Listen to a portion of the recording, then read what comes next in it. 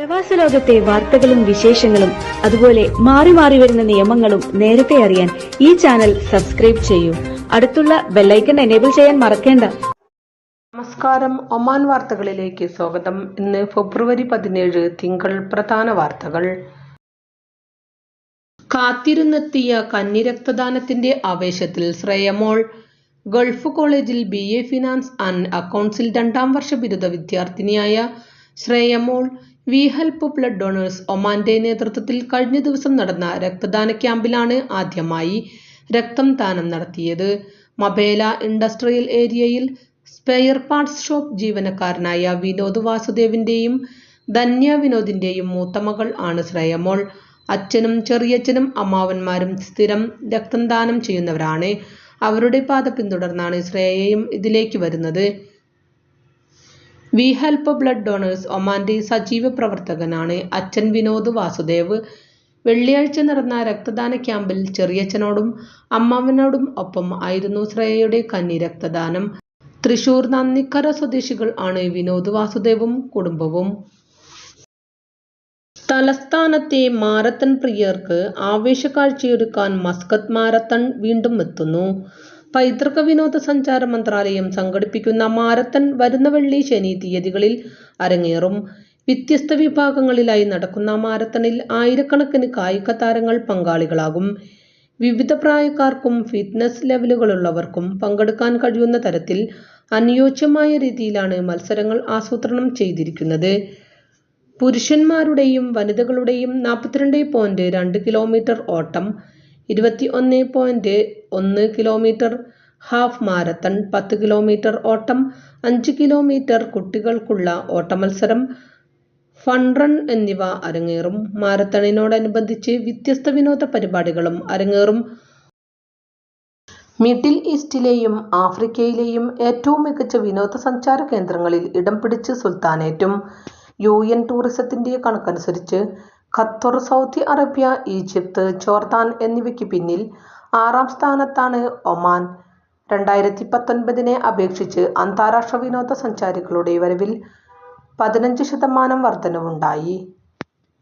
ഉയർന്ന ഗതാഗത ആശയവിനിമയ ചെലവുകൾ, യാത്രാ ആവശ്യകതകൾ, സാമ്പത്തിക ഘടകങ്ങൾ, രാഷ്ട്രീയ പ്രതിസന്ധികൾ, കാലാവസ്ഥ എന്നിവയാണ് ആഗോളതലത്തിൽ വിനോദസഞ്ചാരികൾ നേരിടുന്ന പ്രധാന വെല്ലുവിളികൾ. ദേശീയ സ്ഥിതിവിവര കേന്ദ്രത്തിന്റെ ഏറ്റവും പുതിയ റിപ്പോർട്ട് പ്രകാരം കഴിഞ്ഞ ഡിസംബർ അവസാനത്തോടെ ഒമാൻ 3.89 ദശലക്ഷം സന്ദർശകരെയാണ് സ്വീകരിച്ചത്. ഏറ്റവും കൂടുതൽ ആളുകൾ എത്തിയത് UAEയിൽ നിന്നുള്ള സന്ദർശകരാണ്. Oman classic the first drive എന്ന പേരിൽ ക്ലാസിക് കാർ റാലി സംഘടിപ്പിക്കുന്നു. ഇന്ന് ആരംഭിക്കുന്ന റാലി ഒമാന്റെ തെരുവുകളിലൂടെ കടന്നുപോകും. ജർമ്മനി, സ്വിറ്റ്സർലൻഡ്, UK, UAE എന്നിവിടങ്ങളിൽ നിന്നുള്ള നിരവധി ലെജൻഡറി കാറുകൾ അണിനിരക്കും. 1950കളുടെ അവസാനത്തിലും 1960കളുടെ തുടക്കത്തിലുമുള്ള മെഴ്സിഡസ് ബെൻസ് 300 SL കാർവിംഗ്, റോഡ്സ്റ്റർ, ജാഗ്വർ E-ടൈപ്പ്, മെഴ്സിഡസ് ബെൻസ് പഗോഡ തുടങ്ങിയ അപൂർവ കാറുകൾ റാലിയിൽ കാണാനാകും. പൈതൃക ടൂറിസം മന്ത്രാലയം, മസ്കത്ത് മുനിസിപ്പാലിറ്റി എന്നിവയുടെയും സഹകരണമുണ്ട്. ഫെബ്രുവരി 21 വൈകുന്നേരം 6 മണിക്ക് റോയൽ ഓപ്പറ ഹൗസ് മസ്കത്തിൽ പൊതുജനങ്ങൾക്ക് വിന്റേജ് വാഹനങ്ങളുടെ പ്രദർശനം നടക്കും. തൊഴിൽ നിയമലംഘകരെ കണ്ടെത്തുന്നതിന് പരിശോധന ശക്തമാക്കാൻ സെക്യൂരിറ്റി ആൻഡ് സേഫ്റ്റി സർവീസസ്. ഈ മാസം 5 മുതലാണ് തൊഴിൽ മന്ത്രാലയം പരിശോധനയ്ക്ക് കൂടുതൽ ചുമതലകൾ നൽകിയിരിക്കുന്നത്. നിയമവിരുദ്ധവും അനധികൃതവുമായ തൊഴിൽ തടയുന്നതിനോടൊപ്പം നിയമലംഘനങ്ങളുടെ എണ്ണം കുറയ്ക്കുകയും തൊഴിലവസരങ്ങൾ സൃഷ്ടിച്ച് ഒമാനികളുടെ തൊഴിൽ സുഗമമാക്കുക എന്നിവയാണ് ഇതുവഴി ലക്ഷ്യം വയ്ക്കുന്നത്. സെക്യൂരിറ്റി ആൻഡ് സേഫ്റ്റി സർവീസസ് തൊഴിൽ മന്ത്രാലയവുമായി ഒപ്പുവെച്ചിട്ടുള്ള കരാറിന്റെ അടിസ്ഥാനത്തിൽ ഇൻസ്പെക്ഷൻ യൂണിറ്റ് രൂപീകരിക്കുകയും പരിശോധനകൾക്ക് സുരക്ഷാ പിന്തുണ നൽകുകയും ചെയ്തുവരുന്നുണ്ട്. ലേബർ കെയർ സെന്ററുകൾ കൈകാര്യം ചെയ്യുന്നതിലും സെക്യൂരിറ്റി ആൻഡ് സേഫ്റ്റി സർവീസസിന് ചുമതലയുണ്ട്. രാജകീയ ഉത്തരവ് 18/2024 പ്രകാരം ഇൻസ്പെക്ഷൻ യൂണിറ്റിന് ചില ജുഡീഷ്യൽ അധികാരങ്ങളുമുണ്ട്. ഇത് തൊഴിൽ നിയമവും സ്വദേശീവൽക്കരണവും നിയന്ത്രണങ്ങളും നടപ്പിലാക്കാനുള്ള സ്ഥാപനത്തിന്റെ കഴിവ് വർദ്ധിപ്പിക്കുന്നു. നിലവിൽ മസ്കത്ത്, വടക്കൻ ബാത്തിന, ധോഫർ എന്നിവിടങ്ങളിലാണ് security and safety services inspection യൂണിറ്റുകൾ പ്രവർത്തിക്കുന്നത്. മറ്റ് ഗവർണറേറ്റുകളിലേക്കും വ്യാപിപ്പിക്കാൻ പദ്ധതിയുണ്ട്. ഇൻസ്പെക്ഷൻ യൂണിറ്റിന് കീഴിൽ നൂതന സാങ്കേതിക വിദ്യകൾ ഉപയോഗിച്ചാണ് ലേബർ കെയർ സെന്ററുകൾ പ്രവർത്തിപ്പിക്കുന്നത്. സുരക്ഷ, ആരോഗ്യ മാനദണ്ഡങ്ങൾ പാലിക്കുകയും ചെയ്യുന്നുണ്ട്. Security and safety institution recruit നടത്തുകയും പരിശീലനം നൽകുന്നതിന് കോഴ്സുകൾ നടത്തുകയും ചെയ്യുന്നുണ്ട്. കഴിഞ്ഞ വർഷം ആദ്യ 8 മാസത്തിനിടെ സെക്യൂരിറ്റി ആൻഡ് സേഫ്റ്റി സർവീസസ് 12,000 നിയമലംഘകരെ പിടികൂടുകയും 97,000-ൽ പകരം വിദേശികളെ നാടുകടത്തുകയും മറ്റുള്ളവരെ ബന്ധപ്പെട്ട അധികൃതർക്ക് കൈമാറുകയും ചെയ്തിരുന്നു. സ്വദേശീവൽക്കരണം ലംഘിക്കുന്നതുൾപ്പെടെ നിയമലംഘനങ്ങൾ പരിശോധിക്കുന്നതിന് അധികാരം സെക്യൂരിറ്റി ആൻഡ് സേഫ്റ്റി സർവീസസിന് ഉണ്ട്. സെക്യൂരിറ്റി ആൻഡ് സേഫ്റ്റി സർവീസസ് പരിശോധനകൾ വ്യാപിപ്പിക്കുന്നതിനും സർക്കാർ നടപടികൾക്ക് പിന്തുണ നൽകുന്നതിനും കൂടുതൽ മാനവവിഭവശേഷിയും സംവിധാനങ്ങളും ഉറപ്പുവരുത്തിയിട്ടുണ്ട്. 2024 ജനുവരി മുതലാണ് സെക്യൂരിറ്റി ആൻഡ് സേഫ്റ്റി സർവീസസുമായി സഹകരിച്ച് തൊഴിൽ മന്ത്രാലയം തൊഴിൽ നിയമലംഘകർക്കായി പരിശോധന ആരംഭിച്ചത്. ഗവർണറേറ്റുകളിൽ സംയുക്ത പരിശോധനാ സംഘങ്ങൾ രൂപീകരിച്ച് സ്വകാര്യ സ്ഥാപനങ്ങളിൽ പരിശോധന നടത്തിവരികയാണ്. തൊഴിൽ വിപണി നിയന്ത്രിക്കുന്നതിനുള്ള വിഷൻ 2040-ന്റെ ഭാഗമായാണ് പരിശോധന.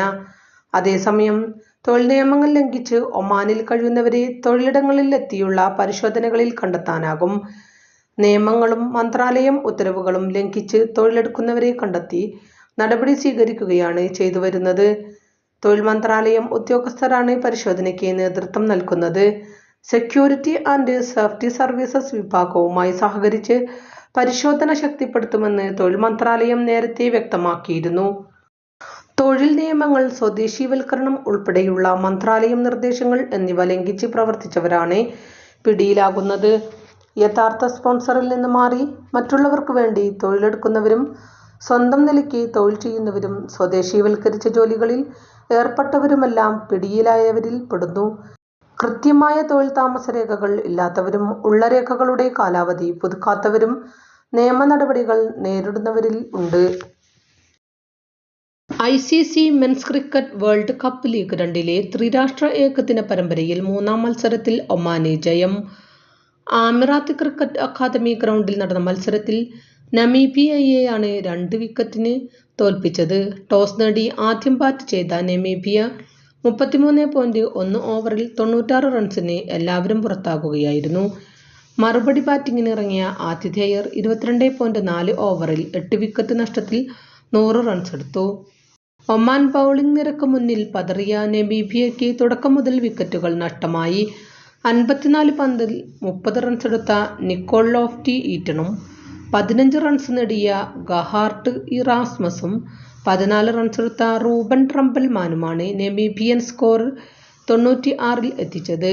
ഒമാന് വേണ്ടി ഷക്കീൽ അഹമ്മദ് 50 ഓവറിൽ 25 റൺസ് വഴങ്ങി 4 വിക്കറ്റുകൾ നേടി. അമീർ ഖലീമും ജയ് ഒദേത്രയും 2 വിക്കറ്റുകൾ വീതം വീഴ്ത്തി.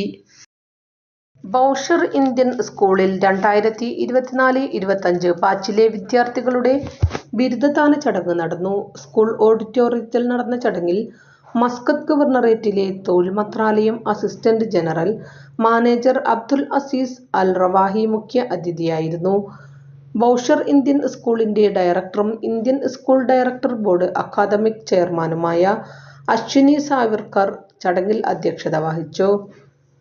ഡയറക്ടർ ബോർഡ് സീനിയർ പ്രിൻസിപ്പലും വിദ്യാഭ്യാസ ഉപദേഷ്ടാവുമായ Vinoba MP, school management committee അംഗങ്ങളായ ഷൺമുഖം പുരുഷോത്തമൻ, സൗമ്യ പരമേശ്വരൻ എന്നിവരും ചടങ്ങിൽ പങ്കെടുത്തു. ഇന്ത്യൻ ഓഷ്യൻ സമ്മേളനത്തിന് മസ്കത്തിൽ തുടക്കം. ഇന്ത്യ ഉൾപ്പെടെ 27 രാഷ്ട്രങ്ങളിൽ നിന്നുള്ള 28 മന്ത്രിമാരടക്കം 40 രാഷ്ട്രങ്ങളിൽ നിന്നുള്ള പ്രതിനിധികളുടെ സാന്നിധ്യത്തിൽ നടക്കുന്ന സമ്മേളനത്തിന് ഒമാൻ കൺവെൻഷൻ ആൻഡ് എക്സിബിഷൻ സെന്ററാണ് വേദിയാകുന്നത്. ഇന്ത്യൻ മഹാസമുദ്രം വെറുമൊരു ജലാശയമല്ല എന്ന പൊതുവായ തത്വത്തെയാണ് നിങ്ങളുടെ ഇന്നത്തെ സാന്നിധ്യം പ്രതിഫലിപ്പിക്കുന്നതെന്ന് സ്വാഗത പ്രസംഗത്തിൽ ഒമാൻ വിദേശകാര്യമന്ത്രി Sayyid Badr bin Muhammad Al Busaidi പറഞ്ഞു. ഇത് സമ്പദ് വ്യവസ്ഥയ്ക്കുള്ള ഒരു ജീവരേഖയും വിനിമയത്തിനുള്ള ഒരു ചാനലുമാണ്. സമുദ്രകാര്യ നിയന്ത്രണം, കപ്പൽ ഗതാഗത സ്വാതന്ത്ര്യം, തീരദേശ സമൂഹങ്ങളുടെ കാലാവസ്ഥാ വെല്ലുവിളികൾ നേരിടൽ തുടങ്ങിയ കാര്യങ്ങളിൽ പുരോഗമനത്തിന്റെ ഉത്തരവാദിത്തം നമുക്കുണ്ട്. നമ്മുടെ സമുദ്രത്തിന്റെ വിശാലമായ സാധ്യതകൾ പര്യവേക്ഷണം ചെയ്യുന്നതിനുള്ള ഒരു അവസരം കൂടിയാണ്. രാഷ്ട്രങ്ങൾക്കിടയിൽ സഹകരണം ആവശ്യമാണ്. ഒമാൻ എല്ലാ രാജ്യങ്ങളെയും സുഹൃത്തുക്കളായി കാണുന്നുവെന്നും സയ്യിദ് ബദർ അൽ ബുസൈദി പറഞ്ഞു. മേഖലയിൽ സമുദ്ര പങ്കാളിത്തം വളർത്തിയെടുക്കുന്നതിനുള്ള ഇന്ത്യയുടെ പ്രതിബദ്ധത ഉദ്ഘാടന സമ്മേളനത്തിൽ സംസാരിച്ച വിദേശകാര്യ മന്ത്രി ഡോക്ടർ ജയശങ്കർ അടിവരയിട്ട് പറഞ്ഞു. ഇതോടുകൂടി ഇന്നത്തെ വാർത്തകളും വിശേഷങ്ങളും ഇവിടെ അവസാനിക്കുന്നു. കൂടുതൽ വാർത്തകളും വിശേഷങ്ങളുമായി നാളെ കാണാം. നന്ദി, നമസ്കാരം.